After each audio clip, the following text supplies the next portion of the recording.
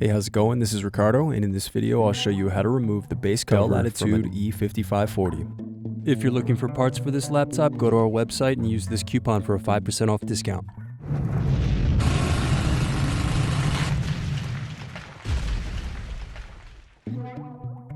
First, slide tabs outward to release and remove battery.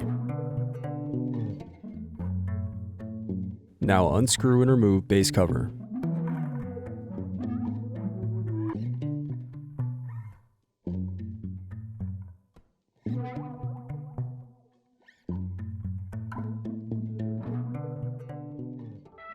Thanks for watching.